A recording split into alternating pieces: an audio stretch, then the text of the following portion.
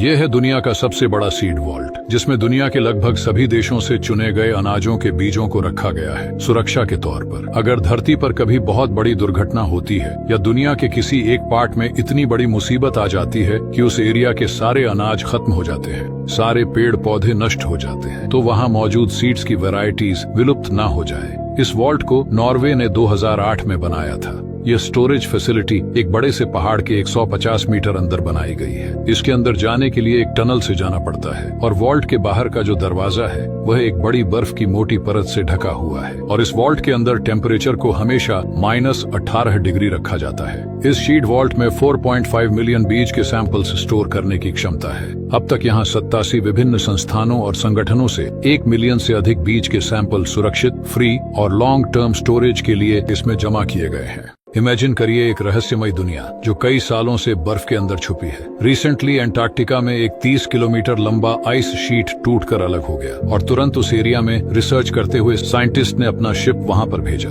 और एक under water robot को 3000 फीट नीचे पानी में उतारा। फिर उन्होंने डिस्कवर किया एक mind blowing under water world जो हजारों सालों से अंटार्कटिका की बर्फ के नीचे छुपा था। जैसे ये जाइंट फैंटम जेलीफिश जिसके टेंटिकल्स 33 फीट यानी एक बस जितने लंबे हैं, और ये सी स्पंज जिसकी एज अराउंड 1200 साल होगी, स्क्विड्स, हाइड्रोइड्स, क्रैब्स, ऑक्टोपस और कई अनोखे जीव। अब तक यहाँ पर इन्होंने 6 नई प्रजातियों की खोज की है और ये सारे जीव बिना सूर्य की रोशनी के इतने सालों से यहाँ पर सरवाइव कर रहे थे। साइंटिस्ट का मानना है कि इन्हें इनका न्यूट्रिशन पोर्शन करंट्स के थ्रू मिल रहा था। आपको क्या लगता है, ऐसे और कितने अनदेखे और अनडिस्कवर्ड जीव होंगे हमारी दुनिया में? जरा सोचिए, आप धरती से 400 किलोमीटर ऊपर है, चारों तरफ सिर्फ असीम अंतरिक्ष और आपके नीचे हमारी खूबसूरत धरती। ये कोई साइंस फिक्शन मूवी नहीं बल्कि हकीकत है। इंटरनेशनल स्पेस स्टेशन से एस्ट्रोनॉट जब स्पेस वॉक पर जाते हैं तब उन्हें धरती का सबसे अनोखा और अद्भुत नजारा देखने को मिलता है। हर 90 मिनट में ISS धरती के चारों ओर एक चक्कर लगा देता है, यानी दिन में 16 बार सनसेट और सनराइज देखना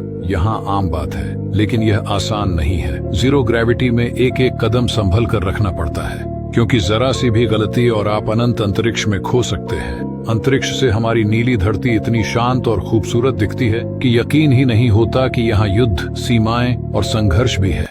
एक समय था जब वैज्ञानिकों ने सोचा क्यों ना फ्यूल बचाने के लिए रॉकेट को हॉरिजॉन्टली जमीन पर लेटाकर लॉन्च किया जाए। इस प्रोसेस में एक रेल ट्रैक के ऊपर इलेक्ट्रोमैग्नेट की मदद से रॉकेट को रफ्तार पकड़ाई जाएगी और फ्यूल की बचत करते हुए रॉकेट आसानी से स्पेस में पहुंच जाएगा। लेकिन बाद में पता चला कि यह फ्यूल तो बचा सकता है लेकिन इसमें पैसा बहुत ज्यादा लगेगा। इसके बाद फ्यूल बचाने के लिए एक दूसरा तरीका अपनाया जिसमें रॉकेट को ड्रोन के सहारे से 6000 फीट की ऊंचाई पर ले जाकर छोड़ दिया जाए। लेकिन यह तरीका भारी भरकम रॉकेट में काम नहीं करता।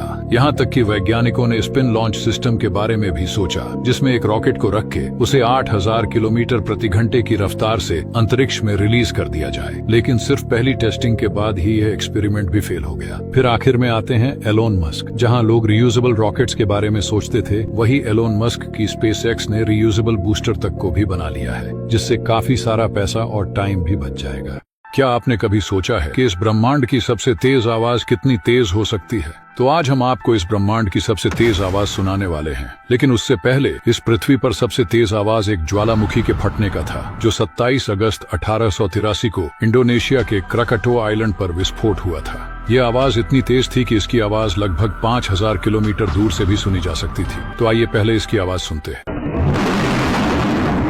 और जो ब्रह्मांड की सबसे तेज आवाज है वो ब्लैक होल की टकराने की आवाज है। लेकिन शायद आप जानते होंगे कि स्पेस में आवाज नहीं सुनाई देती। तो जो आप सुनने वाले हैं उसे वैज्ञानिकों ने गुरुत्वाकर्षण तरंगों को साउंड में कन्वर्ट किया है और ये आवाज जिन ब्लैक होल्स का है वो सूरज से लगभग 30 गुना ज्यादा बड़े थे। जब दोनों ब्लैक होल आपस में टकराए थे तो जितने भी सितारे ऑब्जर्वेबल यूनिवर्स में है उनसे 50 गुना ज्यादा एनर्जी रिलीज हुई। आपको इसकी भी आवाज सुनाते हैं।